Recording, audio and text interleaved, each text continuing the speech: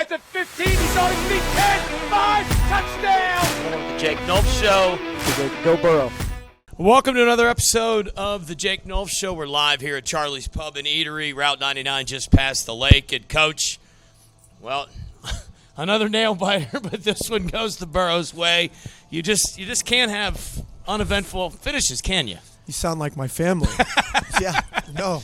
Keeps the folks in the seats the whole game. No, we had opportunities to make that well within a two-plus score game, and credit to Seton Hill, they made some plays down the stretch, particularly on defense. And hey, look, win's a win. We will take them. Yep. We made enough plays at the end of the game to come out on the other side of it. And there was we did a lot of really good things, and then there's certainly things that we would like to correct. But all in all, again, I thought all three phases, contributed to the win, which was always nice to see that it wasn't particularly, one side dominant. I love that we were +3 in the turnover battle. I mean, anytime you can go +3 and take it away 3 times and not turn it over, you're going to have a lot of success. It was funny, the one thing that I asked you in the pregame show, if you could take one away, would it be the run or would it be the pass? And obviously 3 for 60 is going to be a win every day. Craigett is as good. He hit a couple. You thought, is he getting warmed up? But I think that and Fredo Diaz again led the world in tackles, but I thought the pursuit and the team tackling, it's really hard for a back to get going when he's always peeling 3 and 4 tacklers off. Yeah, no, again, I thought our box and up front did a great job. You mentioned Fredo. I think it was 18 tackles, a plethora of others, 2.5 tackles for loss, sack, forced fumble, you name it. He was also PSAC West Defensive Player of the Week. He's having an incredible season, but it wasn't just him. I thought defensively, our D-line, those down 4 did an incredible job cutting up their zone. And we just kept throwing waves of defenders at Craigett and slowed down the run game. Particularly in the first half, we gave up the one play for 80 yards. But other than that, I felt like we were in control of the game. It was just unfortunate, the pitch and catch by them and, their big play wide receiver, number 13, who's been giving everybody fits. But, when you go into half at 14-7, we were a little bit – I don't want to say on our heels because we weren't. We were just having a hard time in our normal offense moving the football against that stout defense. So I thought Coach White and Coach Haw did a great job in, switching some things up, and we went with the Bo Swartz package, which is also known as Barge around Edinburgh lore, as I know you call the games with Big Nate Hartung. So it was a great job and change of pace, and it got our offense sparked. That was the thing where they were up 7-0 off of the big pass play. We went 13 plays, 85 yards, and it was led by Bo Swartz in that rushing attack and to equalize some things. And then we capitalized in a 2-minute situation right before half with Isaac Bernard's touchdown pass to Tegan Brown. And, that kind of got our momentum going. But to start the second half, they went 2 plays for a touchdown. And, that's the thing that's frustrating is we've given up 3 plays and it was 14 points. And, but after that, I thought we settled in well defensively. We took the ball away 3 times. We gave our offense great field position. I thought our kicking game also did a great job in setting up our offense in the field position. And, the fast forward into the fourth quarter, we learned lessons from lessons past. And I think this was from Clarion where, we did a really good job on the clock and just, making sure we were staying ahead of the sticks and bleeding it down. We kicked the field goal to get it an 8-point. So they need the touchdown and the 2-point conversion, and then we get another fumble, which I believe was caused by Adrian. Yeah. And, we take it all the way down again, and we just couldn't punch that one in, and we get the field goal blocked. But, and defensively, they go ahead and score on 4th down in their red zone, but, we needed the 2-point conversion for the stop, and it was a great play by Tristan in coverage, and then Corey Gross off the backside. Big-time pressure with a big-time hit on Cruz, and we end up winning the game at the end. Now, obviously, this is a better question to ask, after a win than a loss. But, defensively, and it doesn't work this way because they all add up into part of the number. Right. But like 50% of their offense came on 3 plays. Correct. So if you can extrapolate those and Joe, that's been the Achilles heel, unfortunately. And And that's the thing too. It's they're credit to Seton Hill, because look, it's not like these guys were wide open and they're fitting balls on us, but they made some really nice pitch and catches, and and the thing is, we made the timely plays in the clutch that kept us again a 2-point win. And glass half empty, glass half full. You do that to me a lot, and that's where, look, the previous 2 weeks against Clarion and Gannon, we didn't finish, and we would have liked to have been on the other side of it. We finished the game this week. So however, a win's a win. I joked with you off the air before we started here. I'd rather win ugly than lose pretty, and that's the ultimate deal there. And our guys, look, we made a ton of plays. I thought from the run game standpoint, Karan Robinson had another strong showing. I thought our offensive line did a great job with that exotic defense that Seton Hill rolls out, with us being able to run the football. We had 7 plus 12 explosive run plays, which we hadn't had all year, which was huge. And that was Karan, and that was Bo, that was Matt Carlisle in situations. And then I thought Isaac did a good job, particularly in the series before the half. He hit Neely on the back shoulder. He hit Teagan on the back shoulder. Then we hit Teagan on the switch route. We made plays when we had to, and especially in situational football, which was, again, positive to see. Again, this is a question that's a lot easier to ask after a win than a loss, but I don't think people understand, especially with, all the backlash with Penn State and Ohio State. Games that are determined by multiple scores are really such a finite number of plays that I don't think the average bystander that just watches understands that, a play here and a play there is a 14-point swing. And, you look at, Penn State had it 3 times goal to go and came away with 3 points. Like, you lose by 7. Everybody wants to lose. Look, the last, when they come up short in the fourth quarter, but they had 2 other ones that they missed. So, they all add up at the end. And obviously, when you've had these tight games after tight games, you would be an expert on top. I mean, look, if you could, what is it, about 4 to 6 plays a game determine the outcome? Easily. And that, that's the situational football. So I look at, it's a tied ball game, 14-14. We did a great job. We got a stop on defense. They kind of went riverboat gambling on us, Joe. They tried to fake punt. We were all over it. We give our offense, a short field. We were able to capitalize on that. But the one discouraging thing, where we've got to get better, particularly this week against Cal, is when you force 3 turnovers in plus territory, we only came away with 3 points. And that can't happen.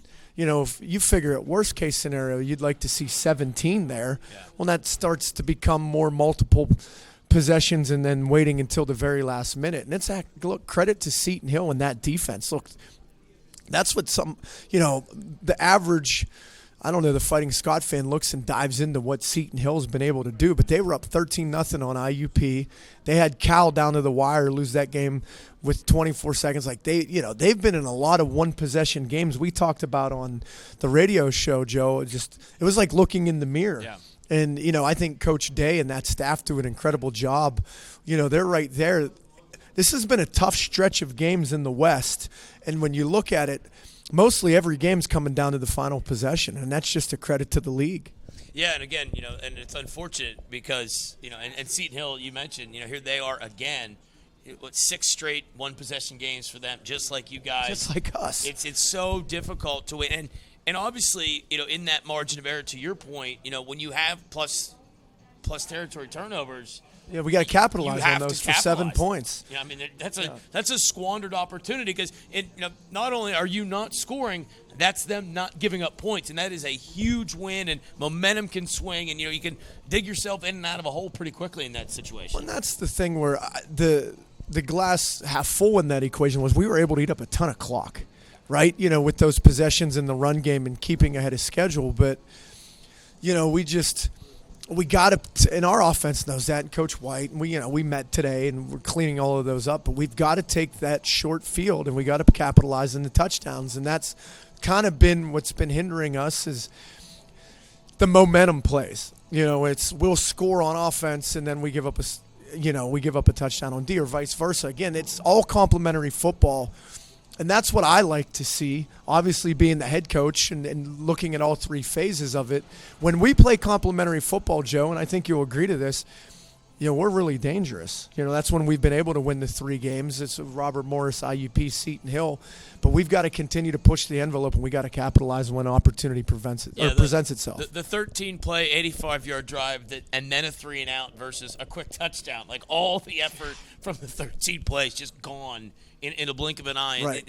That's the consistency part. That's the situational stuff where you just feel the game go, it just turned. You could feel it turn. And that was the thing, I would say, the drive before the half when we got it relatively close to midfield. I think it was around the 35 or minus 35. Was we hit the long pass play to Neely. We hit the long pass play to Teagan. We started those chunk plays. We had a big run by Karan. Then, boom, I think it was a 13-yard touchdown to Teagan. But we are capable of that. We just got to do it more consistently.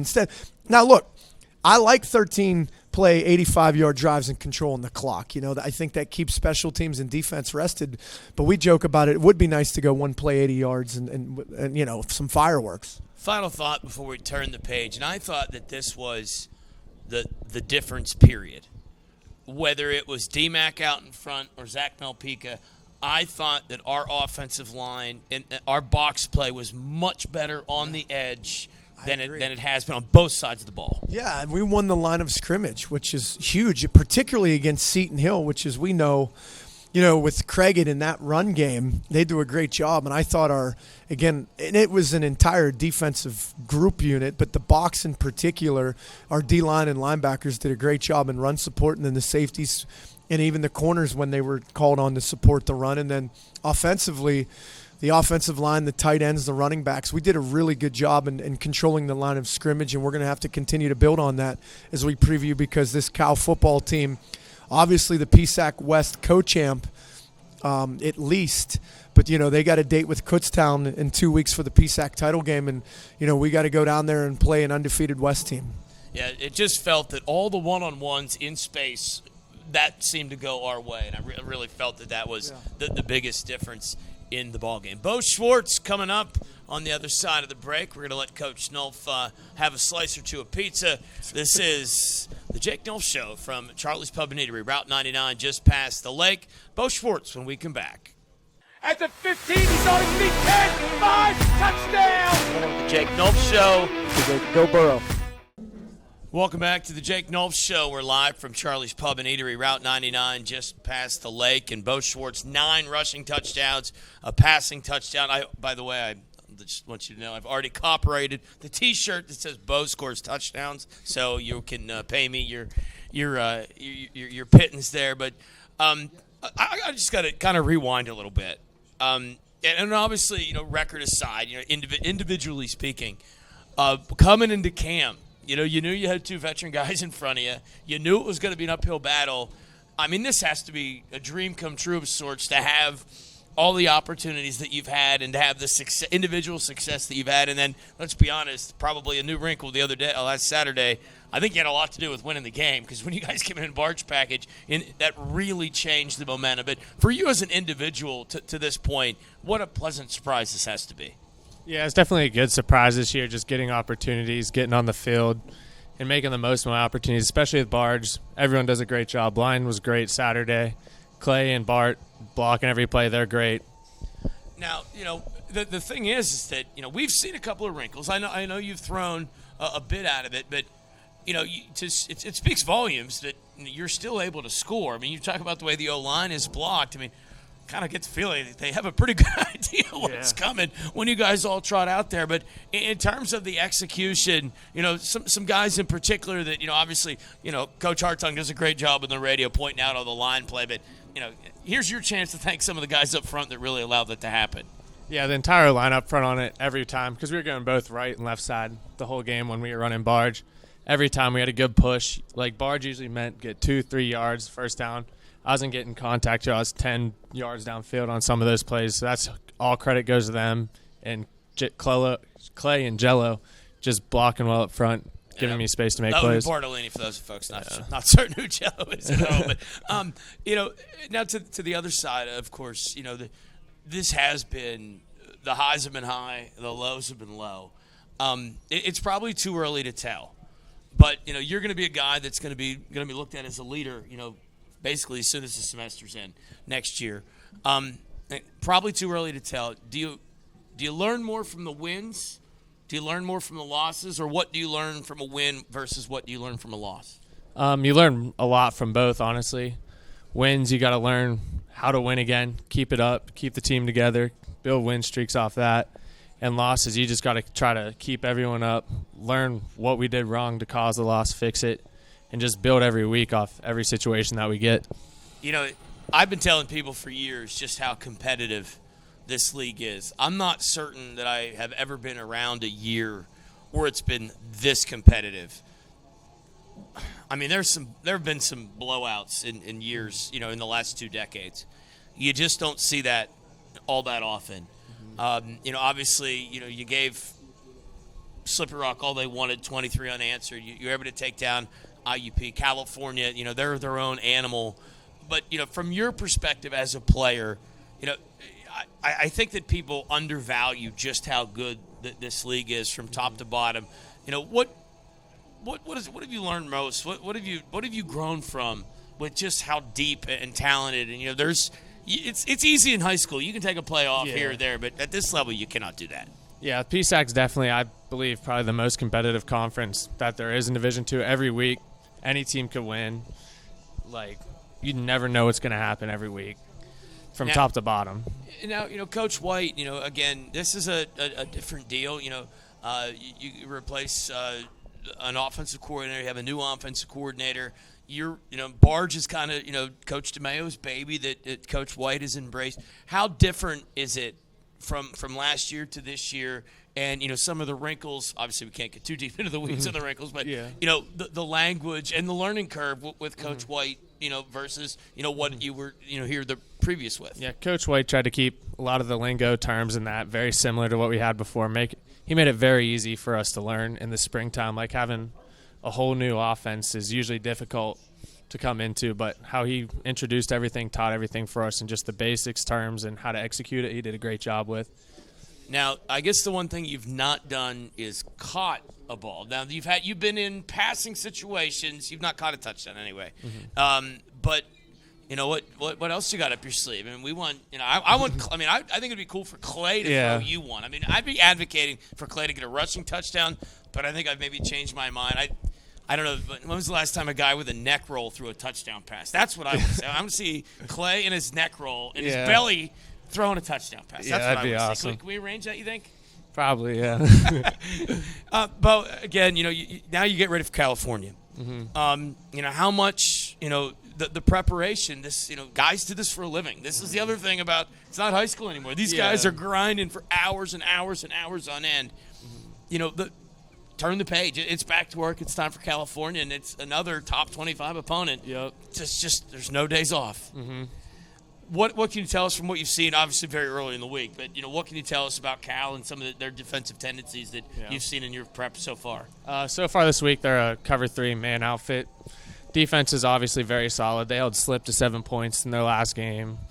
They're just a very good all-around solid defense, and we just have to make plays.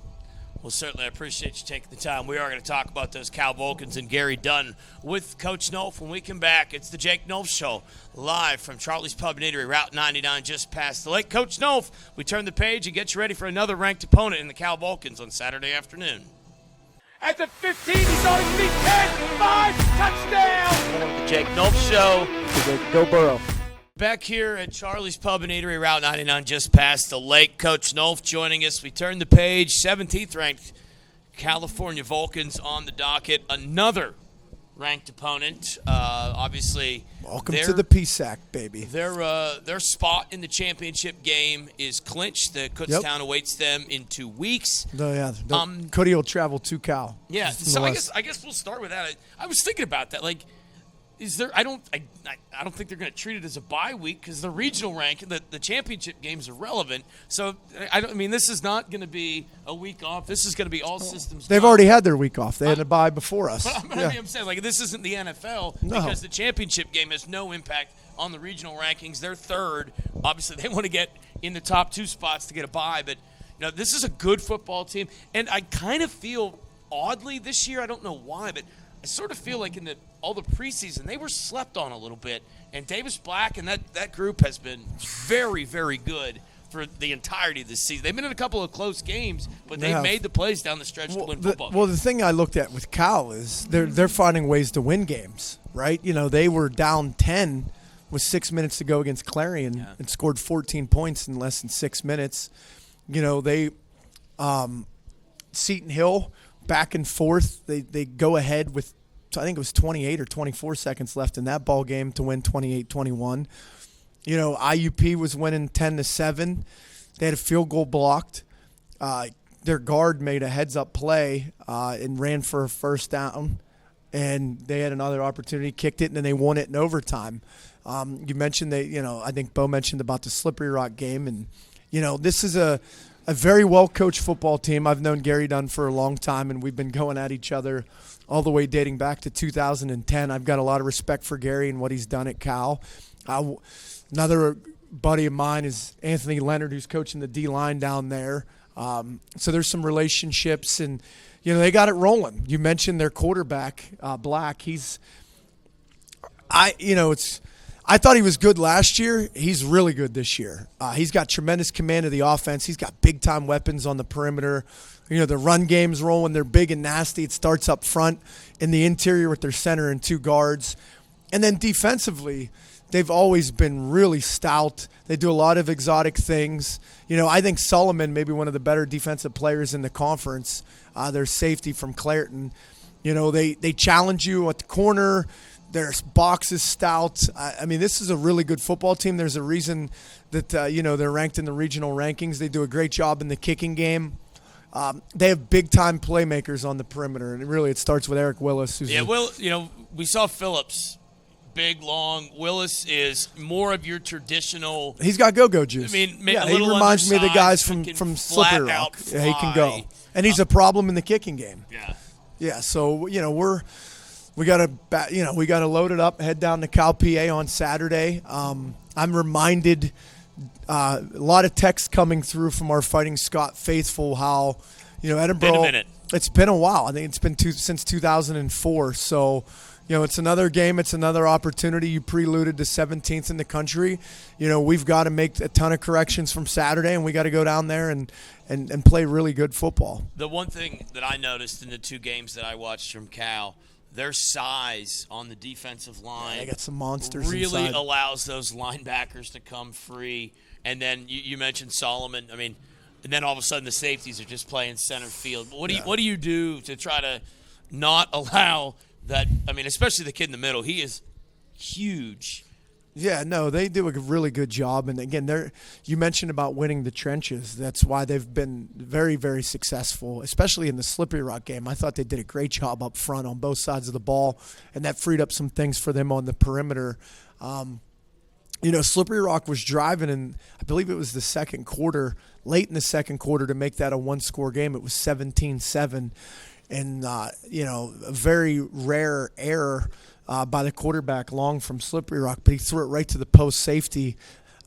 They make plays, and that's the thing where when you look at, again, they're finding ways to win games in those one-possession type of games. And, honestly, when they need a play on offense, they go to number 8, their guy, whether it's through the air or him on the ground. He's not a quote-unquote a home run runner at quarterback, Joe, but he does a really good job of just moving sticks, and he's a big kid. He's listed at 6'5", 230. I'd say that's pretty accurate. He runs behind his pads. He can run through defenders, and he does a really good job of – you can tell year 2 in Gary Dunn's offense that he has complete control. One name that is I find myself saying more and more and more is Zach Malpica.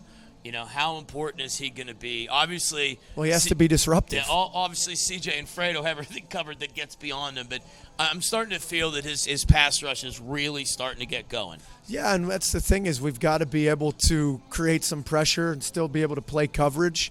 The thing is with Cal is they do a really good job of staying on schedule, and I know Coach Dunn from going – year after year is they want to be balanced. He doesn't want to be a 75-25 guy. He wants to stay true to 50-50 and create some plays in the run game, in the pass game. And, I think they do a really good job up front getting the running game going. But off of that, with the RPO game, they do a really good job of stressing you on the perimeter. I think that they're going to try to get in the perfect play. Again, if the box is light, they're going to run it, and if the box is heavy, they're going to try to throw it. So, again, we've got to be on our details Saturday for sure. Got to give the people what they want. 2 reasons you win, 2 reasons you lose. Well, I think we looked at last week. We've got to win the turnover battle this week. We can't give that offense extra possessions, especially short fields. And we have to give our offense an opportunity to come up with some field position there and have the ability to try to get some touchdowns. So I think turnovers is going to be the key. And then it's red zone. I go all the way back to my first year at Edinburgh in 2021. We held a Cal football team who was really good that year, but they were kicking field goals down in the red zone, and we can't give up touchdowns. We've got to, when they get in the red, we've got to hold them to 3, and then we've got to score when we go down there. Again, field goals aren't going to cut it. We've got to come away with 7 points. It's a noon kick, so 11 o'clock airtime on the Fighting Scots Radio Network, presented by ErieInjury.com. Thanks to everybody coming out here to Charlie's Pub and Eatery. Number 17, Cal on the docket. Thanks to Bo Swartz for joining us. Of course, everybody for watching along. Coach Nulph. Go Burrow. We'll do it again next time, and, of course, we'll talk to you on the radio. Airtime 11 o'clock and a noon kick from California, Pennsylvania. Talk to you then. At the 15, he's on his feet. 10, 5, touchdown! The Jake Nulph Show. Go Burrow.